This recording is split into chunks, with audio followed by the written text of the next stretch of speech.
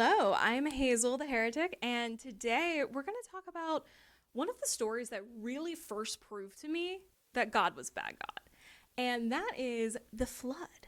Now, I actually made a painting about this in my library art class, and part of my art processing all of this trauma, and this is the rainbow coming after the flood with all of the dead bodies and corpses and little bowls and stuff that that humans made that was just destroyed because God had a bad day.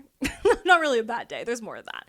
But we're going to get into the story and talk a little bit about how this is what a good God does. Yeah, I can't even say that seriously. Anyway, please like and subscribe if you would like to see more videos, and let me know what Bible story really got you to change your mind about how you saw God. Because there's a lot of them, but this was probably the first one for me that really changed my mind about, could this be a good person?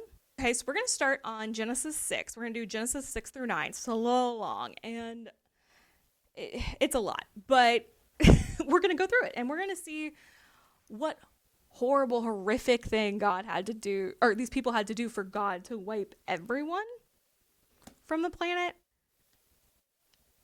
besides one family, which, I mean, if we want to even go into the science of if that's possible or whatever, it's just a whole other thing. Or if it was maybe a small area flood. Now, most people that read this think of it as poetry. The Pentateuch is poetry.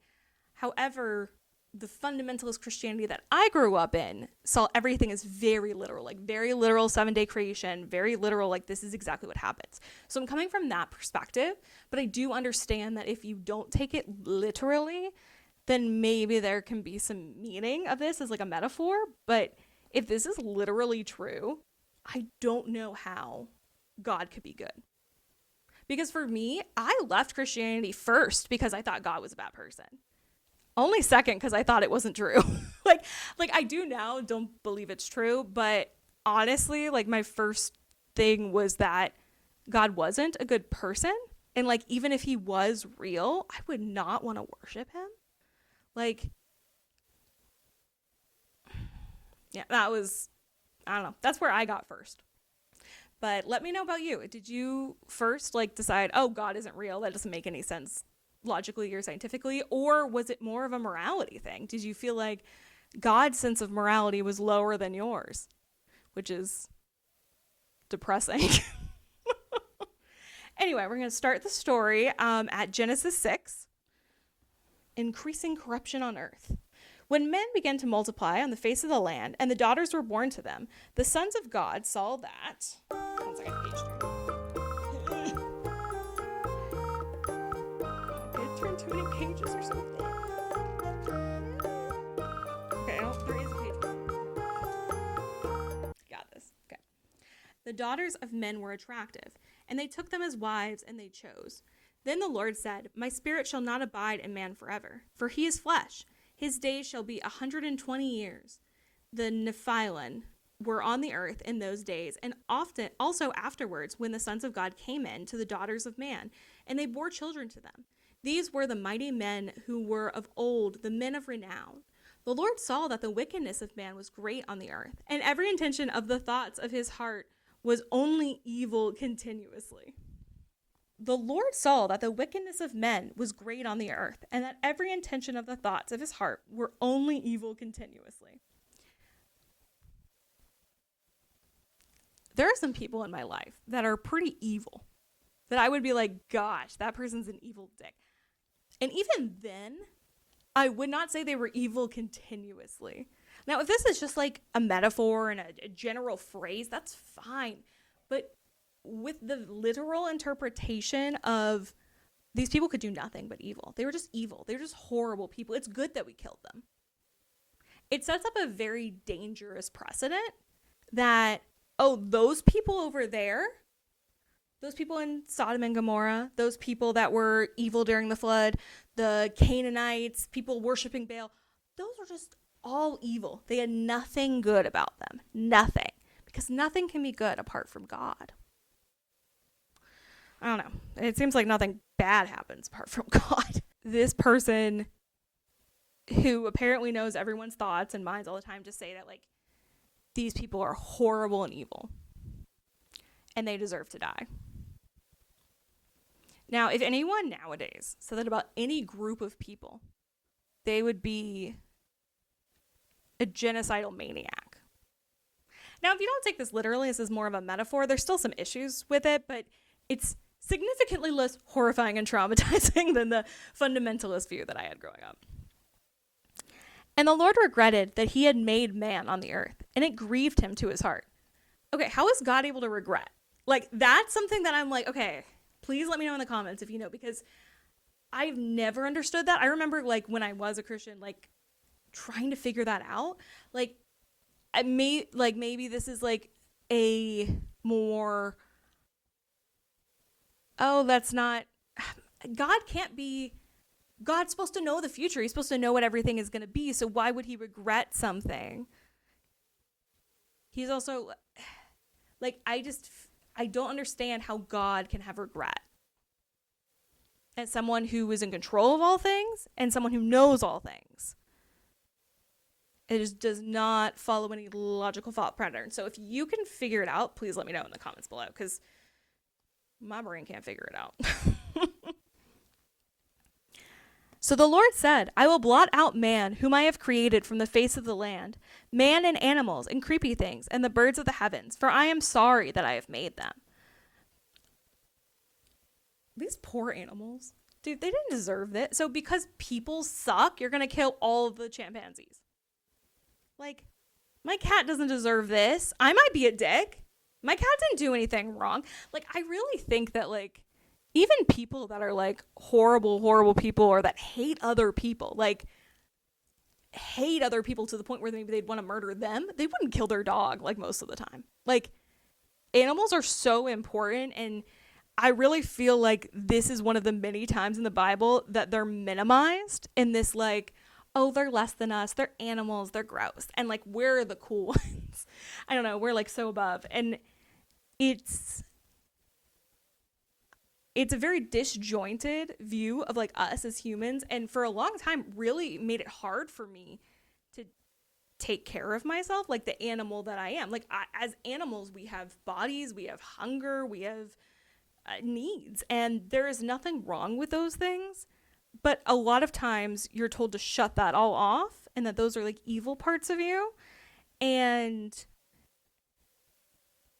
it can almost, like, try to divorce you from any, I don't even want to say animalistic, but, like, just, like, basic needs, like taking care of your body and, like, knowing that you have enough water in your stomach. Like, these are not, I don't know. I get really frustrated about that, but that's a little off point. So we're going to go back. But Noah found favor in the eyes of the Lord. So one person wasn't evil. Also, do you believe that? Do you believe that this one dude was not continuously evil and just everyone else was? That just seems stupid. Like this is so clearly not true. Okay. Now, next is Noah and the flood. These are the generations of Noah. Noah was a righteous man, blameless in his generation. So everyone else was continuously evil. They didn't do a single thing right. They only deserved death. However, Noah was perfect. He was blameless. He didn't do a single thing wrong. We're talking in extremes here. And as a metaphor, as poetry, that makes sense. But as someone who believed it literally, it doesn't make any sense. And Noah had 3 sons, Shem, Ham, and Japheth. Now the earth was corrupt in God's sight, and the earth was filled with violence. And God saw what do you call this? Is this not violence? Like, it genuinely blows my mind how God doesn't see what he does as violence, but he sees everything else as violence. And God saw the earth, and behold, it was corrupt, for all flesh had corrupted their way on the earth. I'm assuming they mean humans, because, like, I don't know what animals can do. I mean, they did used to kind of have this thing where they thought all the animals were, like, vegan, I guess. But then what about plants? Aren't you technically still killing plants? I don't, that's super off topic. We'll go back to what I was talking about. And God saw the earth, and behold, it was corrupt, for all flesh had corrupted their way in the earth. And the Lord said to Noah, I have determined to make an end of all flesh, for the earth is filled with violence through them. Behold, I will destroy them with the earth. The earth is full of violence, so I'm just gonna kill everybody. Yeah, that makes sense. That honestly is very consistent with God's character. Make yourself an ark of gopher wood, make rooms in the ark, and cover it inside and out with pit. This is how you are to make it. The length of the ark is 300 cubits, its breadth 50 cubits, and its height 30 cubits. Make a roof for the ark and finish it in a cubit above in the sea and the floor of the ark in its side. Make it with lower, second, and third decks. For behold, I will bring a flood of water upon the earth to destroy all flesh, and which is the breath of life under heaven. Everything that is on earth shall die. And you're going to tell me God's pro-life. Like, you're going to call that bullshit on me? God will happily murder anyone that is, in his terms, violent or sinful. And sin just means something that God does not approve of.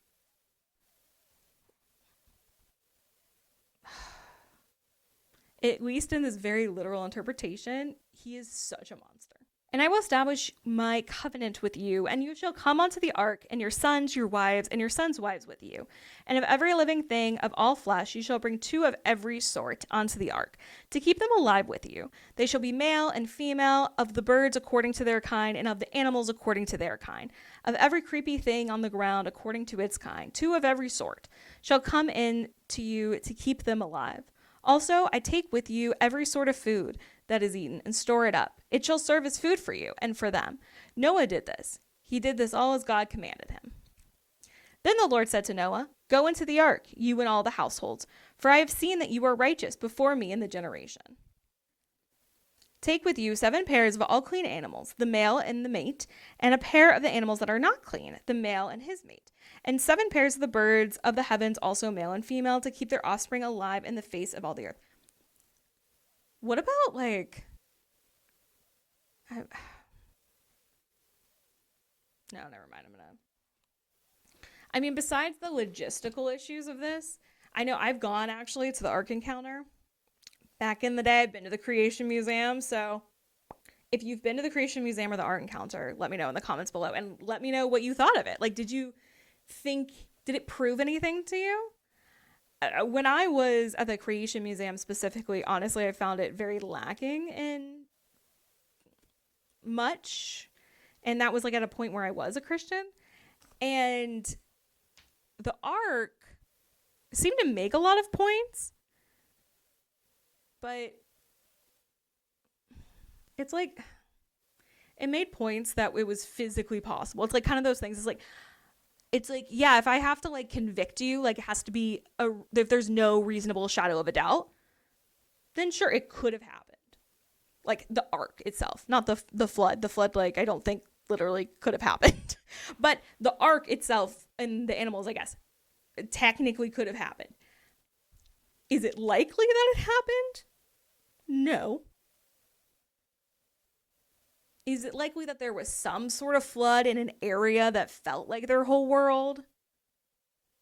Maybe. There's a lot of like beginning stories in a lot of cultures where there's like a great flood or some sort of, like a great wash over the earth.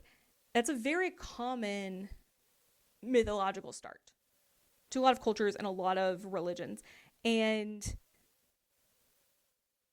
it's not surprising that they're using it for this too. It's just crazy that, in my opinion, it does not make sense that we don't see it the same way as those other mythologies. Because if you see this as real, like, he's a bad person. It's like literal. It's like reading about Zeus and like actually praying to Zeus. Like, Zeus is a dick. He sucks. Like, I don't think he's real.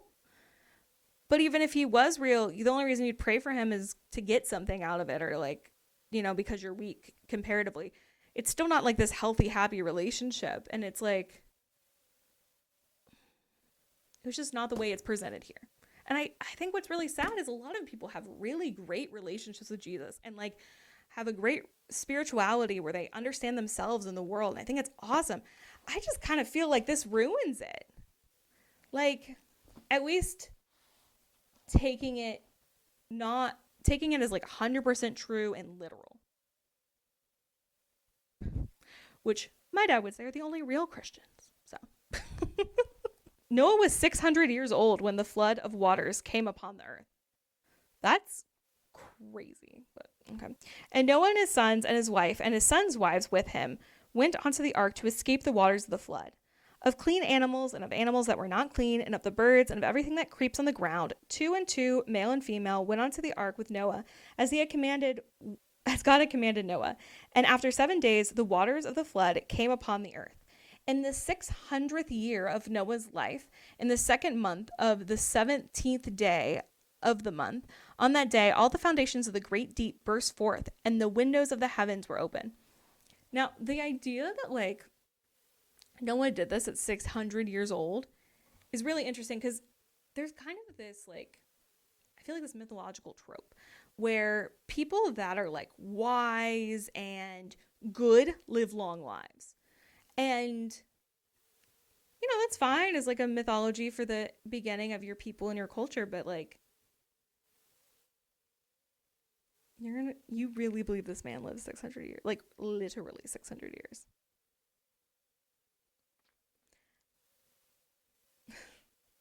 I like genuinely like don't even know what else to say to like how do you even combat that? Like, it's just so illogical and does not like work with our biology at all, especially for someone who thinks the world started 7,000 years ago. We couldn't have evolved that much.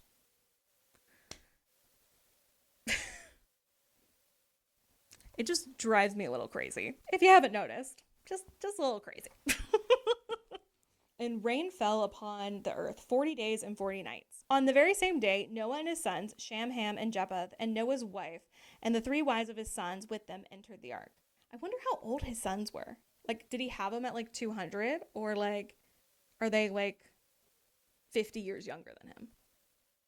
I don't know. That's interesting. They and every beast according to its kind, and all the livestock according to their kind, and every creepy thing that creeps on the earth according to its kind, and every bird according to its kind, every winged creature. They went unto the ark with Noah, 2 and 2 of all flesh, which there was the breath of life.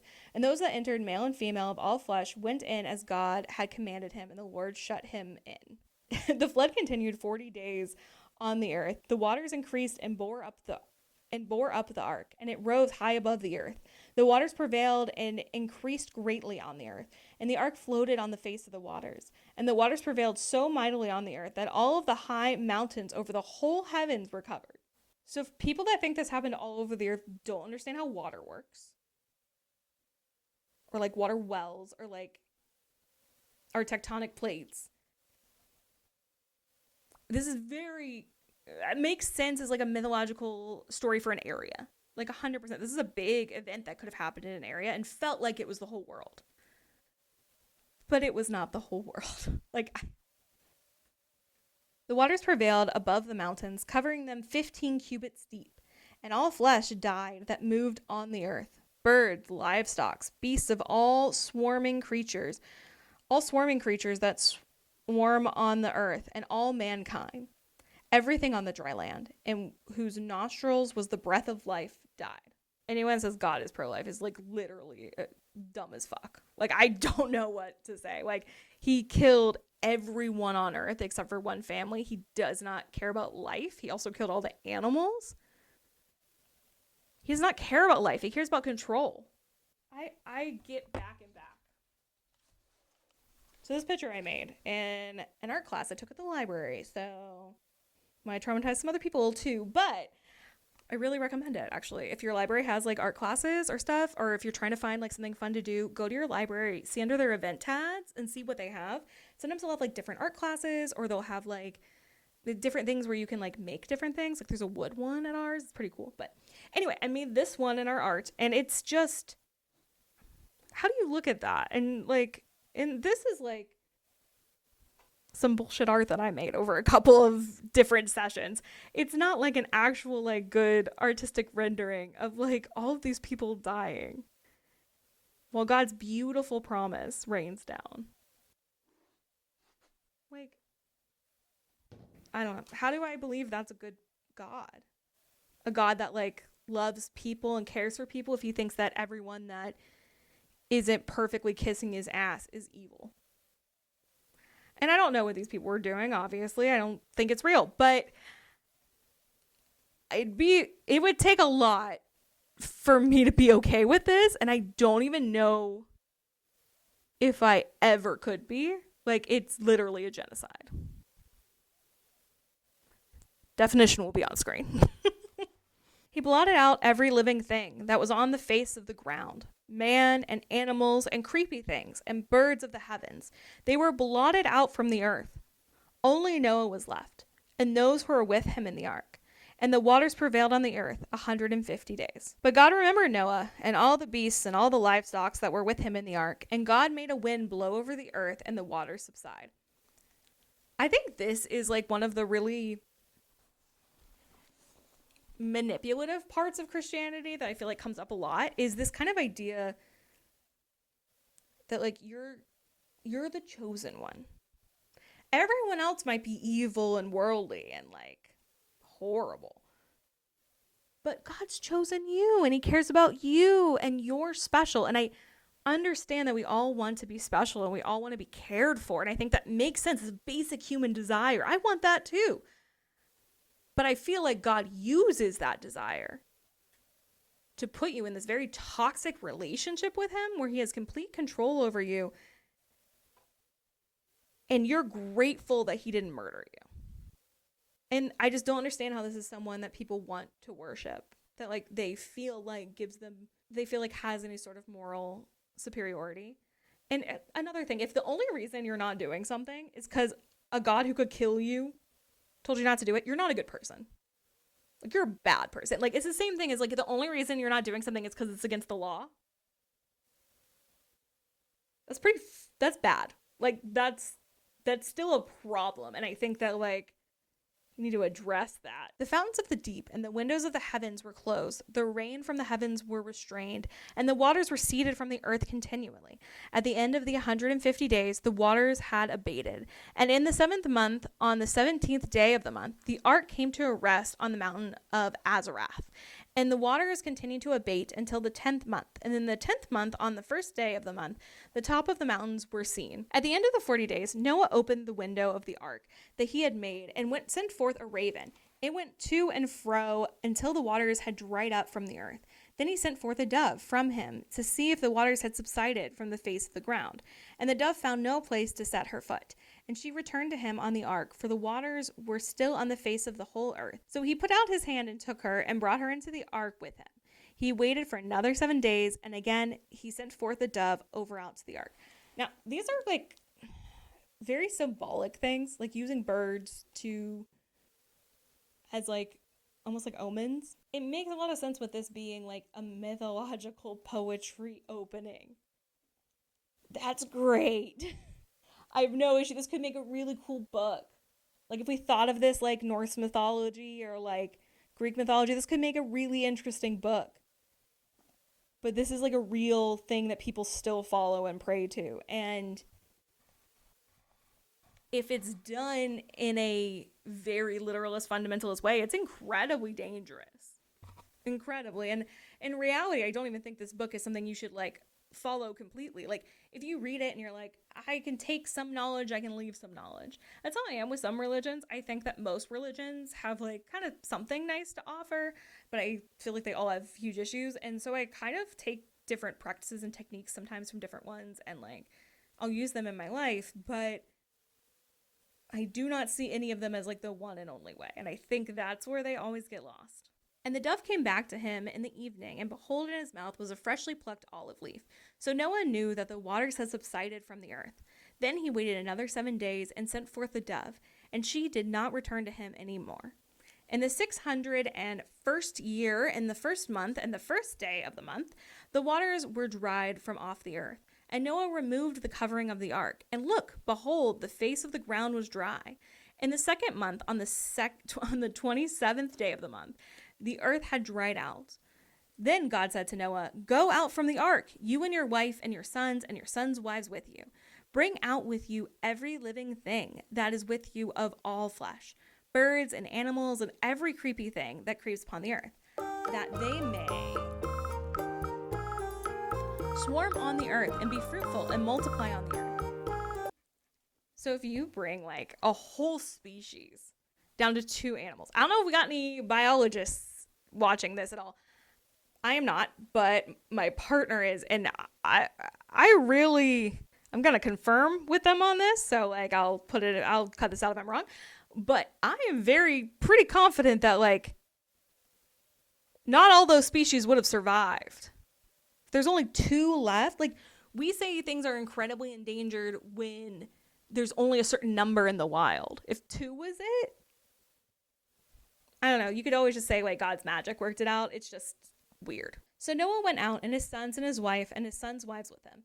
Every beast, every creepy thing, and every bird, everything that moves on the earth went out by families from the ark. Then Noah built an altar to the Lord and took some of every clean animal and some of every clean bird and offered burnt offerings on the altar. And then the Lord smelled the pleasing aroma, and the Lord said in his heart, I will never again curse the ground because of man, for the intentions of man's heart is evil from his youth. Neither will I ever again strike down every living creature as I have done. While the earth remains, seed time and harvest, cold and heat, summer and winter, day and night shall not cease. So God says he's not going to do it again. I don't know if that's supposed to make me feel better, or if that just shows that God realized like, oh, that was pretty fucked up of me. I'm not going to do that again. If God stood by his own decisions, why would be so quick to be like, oh, I promise I won't do this to you again? Also, as soon as they like get off, he like makes this altar to like worship God and like just be super up God's ass. And that's why God is like, oh my gosh, like he obeyed me. He gave me all this stuff. Oh my gosh, I guess all humans aren't evil. Dude, you're like worse than like influencers in LA that like think they should get free shit all the time. It creates this culture of like you have to worship and he has to be your Lord and your Savior, or else God kills you. And it's like a threat. It might be a promise too, but it's a threat. And as someone who made the whole world, who made heaven, who made hell, who made this world within their mythology, he's clearly in control. Like that's the whole point. So we can't like get out by being like, oh, I just didn't know that much. Like when those like crypto scammers are like, I only like scammed like $1 billion off my fans. And like, I didn't actually know what I was doing. I just don't know how crypto works. God can't say that. He literally made everything. He's in control of everything. He has 0 excuses.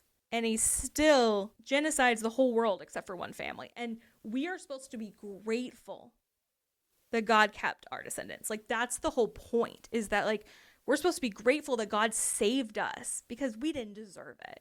And that is such an unhealthy start to a relationship.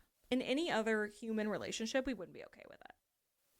But for some reason, because he's God and he knows better than us and he's so much higher than us, he can be worse than us, and we just accept it. We have to look at the world around us skeptically, guys. We can't just take things at face value. And to me, believing that this God is good is beyond taking things at face value. It's like active ignorance, in my opinion. If you believe in it fundamentally and literally, and not just as this like, oh, this is an interesting mythology, I can learn some great lessons from it. This is like an interesting religion I could pick some things from. And you're like, no, like this is exactly the way the world was. It's been 7 days creation. There was a flood that literally went over the whole entire world. God literally murdered everybody. Then he's literally a bad God. So I don't know what to say. Thank you guys for watching. I appreciate it. I am going to be doing some videos in the future, a little bit more about like music and art, because I really love those things as well. And I'm still absolutely going to talk about like deconstruction and leaving religion, because that was such a huge part of my life for so long. I have many videos on that, but I also want to dive into things I'm excited about with life too. And so please subscribe if you want to see what might be coming along the way. And I'll try to keep you guys updated. Now, please let me know in the comments what your craziest Bible story is. This was definitely the one that like turned the page for me. I was like, I can't do this anymore. So please let me know what you thought in the comments below, and like and subscribe for more. Now remember to keep laughing through the apocalypse.